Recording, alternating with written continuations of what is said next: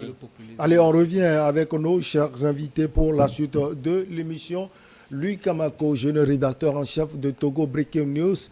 Et puis Gabé Adjaro, il est juriste de formation et analyste politique. On parlait du Niger avant de filer au Sénégal. On va encore rester un peu à Niamey et à Bamako avec la suspension du transit des produits pétroliers vers le Mali. Alors, Louis Kamako avait la parole. Et oui, ce que je disais, c'est que le Mali dit détenu des preuves, hein, selon lesquelles c'est la France qui entretient le terrorisme sur son sol. Et moi, je le crois parce que c'est un sujet aussi sensible et on ne peut pas monter au créneau et venir dire de n'importe quoi. La France, c'est une grande puissance en réalité, après tout, et donc le Mali ne peut pas se permettre de l'attaquer comme ça. Donc ça veut dire effectivement que les autorités maliennes ont des preuves. Maintenant, moi, ce qui m'a peiné, je le disais tout à l'heure, c'est de ne pas voir Abdoulaye Maïga exhiber ces preuves-là devant ou bien à la tribune des Nations Unies. Est-ce que c'est le lieu pour le faire? Oui, je pense que c'est le lieu. C'est-à-dire que dans ce genre de situation ou bien dans ce genre de congrès, ce que vous êtes amené à faire ou bien ce que vous êtes amené à dire, ce sont les problèmes auxquels vous êtes confrontés dans votre pays. Les difficultés auxquelles vous êtes confrontés. Parce que nous faisons des efforts, mais derrière, on a la France qui finance le terrorisme avec telle ou telle preuve. Et donc, c'est ce qu'il fallait dire, parce que c'est un moment où il y a un parterre de partenaires, il y a tout le monde, il y a le monde entier qui est braqué sur tout le monde. Donc, je pense que c'est l'occasion parfaite. Mais au-delà, on peut toujours apporter du bémol au gouvernement de transition malien parce qu'on a vu que le discours de Maïga, c'était un discours de 34 minutes alors qu'il n'avait que 15 minutes. Donc, pour moi, je trouve qu'il avait beaucoup de choses à dire. Et puisque le dossier aussi est déjà est pendante, entre guillemets, devant les juridictions, devant les juridictions, je pense qu'ils se disent, mais le moment viendra, ils vont exhiber les preuves. Mais ce que je dis, je pense que ce sujet-là, pour moi, il est important et on doit le suivre de bout en bout. Non, vous avez dit banaliser. Justement, il ne le banalise pas. Lui, il parle de preuves. Et pour lui, il y avait une occasion pour peut-être le Premier ministre Abdoulaye Maïga de pouvoir dire cela à l'Afrique et à tout le monde entier qu'il détenait quelques preuves sur le financement de la France. Alors, c'est ce que vous voulez dire, Gabé Adjao. Oui, c'est ce que je voulais dire. Vous savez, quand vous êtes devant une telle tribune, c'est l'occasion d'exposer votre ennemi, celui-là qui vous fait mal. Parce que par ce terrorisme-là, il y a beaucoup de Maliens qui ont péri. Tout récemment, il y a encore une attaque où beaucoup de militaires ont perdu la vie. Donc, c'était l'occasion rêvée de pouvoir exhiber ces preuves-là pour que même les institutions onusiennes auxquelles on reprochait des bisbilles ne puissent pas traficoter les preuves qu'ils ont soumis à ces institutions-là.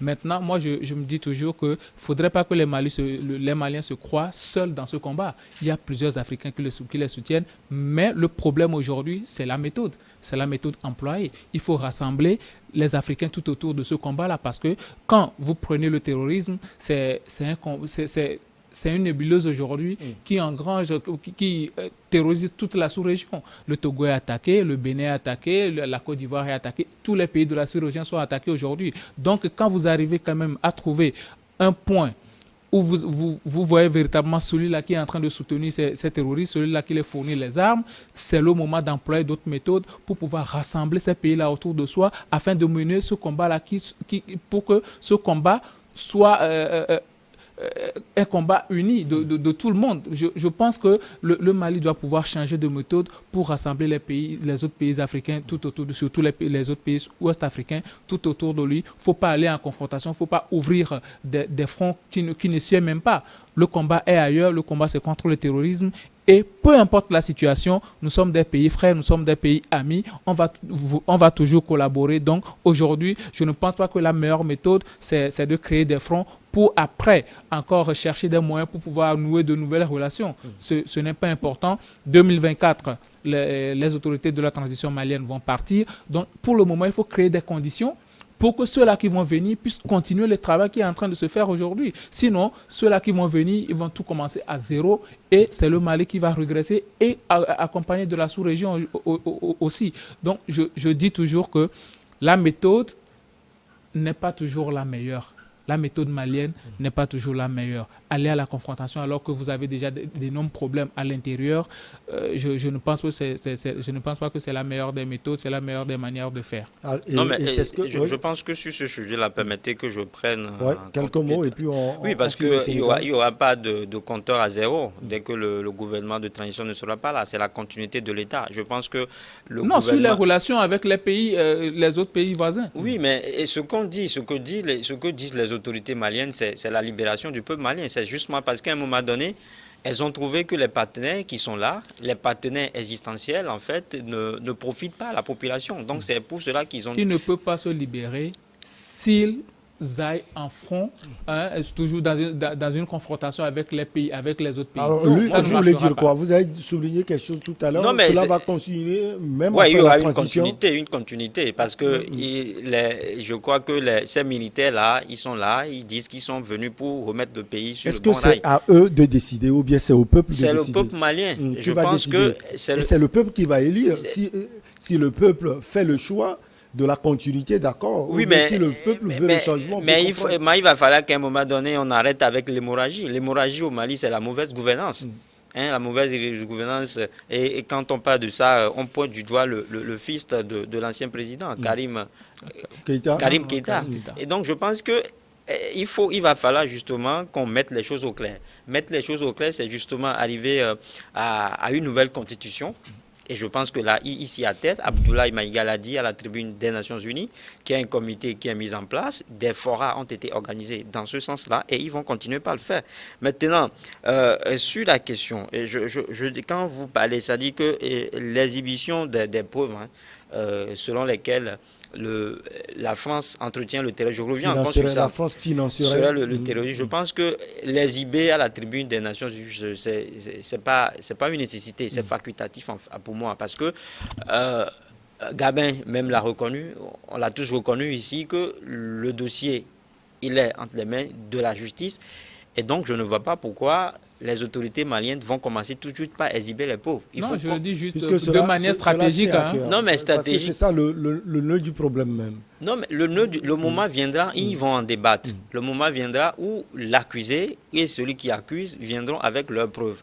Donc, je pense que ce débat-là ne devait même pas revenir. Et je trouve que ce que font les Maliens, tout ce qu'on peut dire, tout ce qu'on peut demander à tous les Africains, c'est de les accompagner. Les accompagner, oui, dernier mot. Oui, les accompagner, mais dans quelles conditions? C'est aussi ça le problème. Tu ne peux pas aller en confrontation avec moi, me vilipender ailleurs. Aujourd'hui, la Côte d'Ivoire ne peut pas décider d'accompagner le Mali. Impossible. Parce qu'il y a brouille entre les deux pays. Le Niger aujourd'hui ne peut pas décider d'accompagner le Mali et aussi la Guinée-Bissau ne peut pas décider d'accompagner le Mali. La CEDEAO dans sa majorité aujourd'hui, on ne connaît pas véritablement la relation intrinsèque. Michel, moi ce qui m'embête dans cette histoire, c'est que les gens tentent en fait de coller au Mali le mauvais élève, non, pas du tout. Qui embête tout le monde. Parce que, en fait, j'équilibre le débat. En fait, équilibrer, c'est bon. Voilà, vous êtes dans votre rôle, en fait. Maintenant, ce que moi je trouve, le Mali, pourquoi est-ce que Abdoulaye Maïga ne s'est pas attaqué aux autorités togolaises? Pourquoi est-ce que Abdoulaye Maïga ne s'est pas attaqué à Do, c'était le président ghanéen? Pourquoi il ne s'est pas attaqué à Mohamed Bouhari? En parlant de la CEDEAO, est-ce qu'il n'y a pas ces pays? Oui, justement, il y a de ces pays-là, mais qui peut-être travaillent pour le retour à l'ordre normal au Mali. Et donc ça, les autorités maliennes, les Maliens l'ont reconnu. Ce que je dis, c'est-à-dire que Abdoulaye Maïga a dit que pour toute balle tirée contre nous, nous allons répondre. Avec l'adversité. Il a fait une phrase si belle là-bas que j'ai du mal à mémoriser malheureusement. Nous allons répondre à la force proportionnelle. Voilà, donc ça veut dire soit du tic au tac, c'est-à-dire de la réponse du berger à la bergère. Donc ça veut dire que le Mali est dans une logique. Aujourd'hui, quand vous le cherchez, vous allez le retrouver. C'est pour ça que je dis, ils n'ont pas attaqué le Togo parce qu'ils trouvent que le Togo n'a rien à voir avec ce qui se passe. Le Togo ne constitue pas pour eux un handicap, mais plutôt le Togo les aide. Et ils s'en ont pris au président ivoirien juste parce que ils trouvent que la présence des 49 militaires ivoiriens sur leur sol est illégale. Ils l'ont attaqué sur la question du troisième mandat. Du troisième mandat. Ah ouais. Ils n'ont pas attaqué indirectement le Togo, selon vous? Non, ils n'ont pas attaqué le Togo. S'ils ont quelque chose à dire, s'ils ont quelque chose à dire au Togo, ils le lui diront directement. Allez, si vous le souhaitez, on va filer au Sénégal. On a compris vos positions, chers invités. C'est un nouveau séisme dans le marigot politique sénégalais, pollué par un débat lié au controversé projet de troisième mandat prêté au président Macky Sall au pouvoir depuis 2012. Après l'élection du président de l'Assemblée nationale, qualifié de chaotique, une figure importante, il faut le souligner, de la majorité présidentielle, Beno Bokayaka, a jeté l'éponge. L'ancienne première ministre Aminata Touré a lâché son alliance, entraînant ainsi une perte de majorité absolue pour la coalition présidentielle au Parlement. Lui, Kamako, on vous retrouve. Alors, Aminata Touré, cette dame, elle est très proche du président Macky Sall. Et selon les analyses de Mamadou Diouf, qui est sénégalais, qu'on reçoit chaque fois ici, apparemment, on lui avait promis le poste de présidente de l'Assemblée nationale. Ce qui n'a pas été fait, elle lâche le président Macky Sall. Conséquence sur le pouvoir sénégalais. Oui, c'est pas apparemment, c'est une réalité, parce que la dame même l'a confirmé en conférence de presse hier, où elle a dit ouvertement que Macky Sall lui a promis le poste de président de l'Assemblée nationale. Et donc, puisque les engagements du président sénégalais n'ont pas été respectés, puisque la promesse tenue n'a pas été respectée, elle n'a d'autre choix que de quitter le parti et de penser à avoir sa propre lutte. Donc, je pense que c'est la situation actuellement. Et ça aussi, ce serait pas égoïste? Quelque part, quand on parle à la majorité, quand on pense plutôt à la majorité, oui, c'est vrai, c'est une promesse qui n'a pas été tenue. Ça peut faire des remous, mais quitter ainsi sa majorité, cela ne veut pas dire qu'on calcule aussi ses ambitions. Non, mais on l'a toujours dit, la politique, c'est une discipline en fait, c'est une à géométrie variable. Donc, c'est-à-dire que les gens changent rapidement de couleur.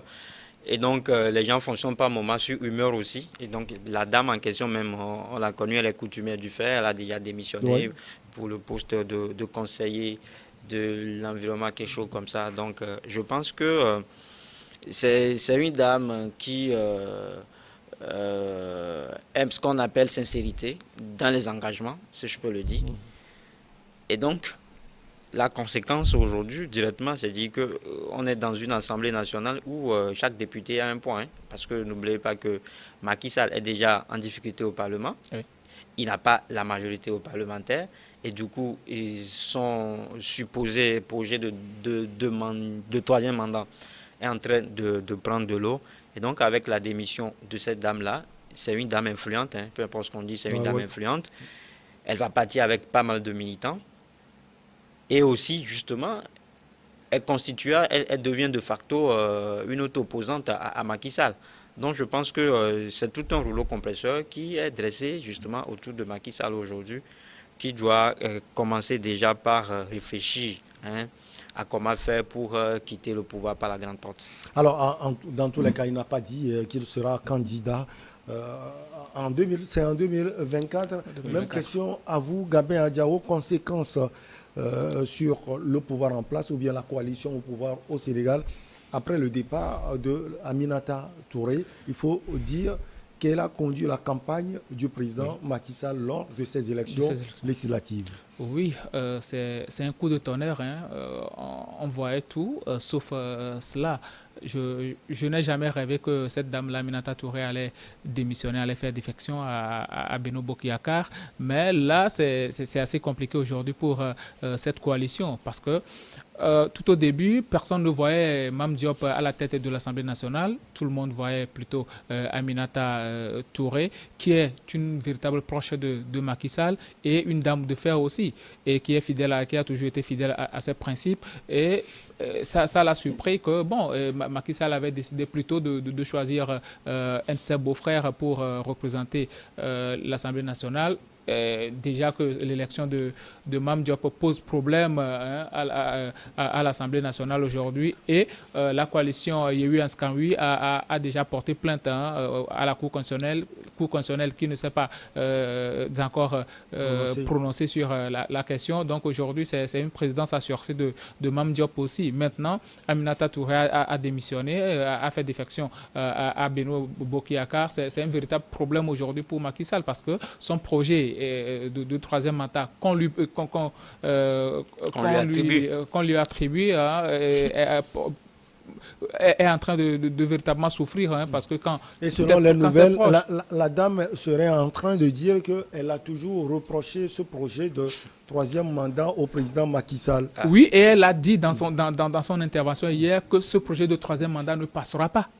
C'était un proche aujourd'hui on peut dire que c'était un proche de Macky Sall, donc elle savait réellement que Macky Sall voulait véritablement passer. Et Macky Sall, sachant réellement que cette dame-là était contre son projet de troisième mandat, parce que, quoi qu'on dise, c'est une ancienne première ministre, elle aussi, elle peut envisager de devenir président demain. Si Macky Sall continue, est-ce que ça va l'aider aussi à postuler pour une quelconque présidence à la tête du Sénégal?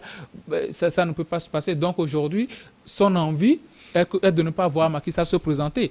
Quand on prend la coalition Yewwi Askan Wi et Wallu c'est dirigé de maître Abdoulaye Wade. Et Abdoulaye Wade, on sait que c'est Macky Sall et sa coalition qui se sont dressés, et tous les Sénégalais d'ailleurs qui se sont dressés contre son projet de troisième mandat. Et Abdoulaye Wade n'acceptera jamais que Macky Sall se présente à un troisième mandat que lui, il avait refusé, alors que c'est lui-même qui s'était dressé sur sa route. Donc aujourd'hui, c'est un véritable problème pour Macky Sall. Je pense qu'il gagnerait beaucoup plus à venir au-devant de la scène et éclairer tout le monde sur son projet de troisième mandat et dire même que je ne vais pas me représenter pour que l'horizon politique sénégalais s'éclaircisse rapidement pour permettre à ce pays-là d'être dirigé convenablement. Parce qu'à cette allure, même les projets d'infrastructure, même les projets de développement qui seront soumis au vote de l'Assemblée rencontreront des problèmes. Allez, on va marquer la petite pause. On revient selon les dernières nouvelles.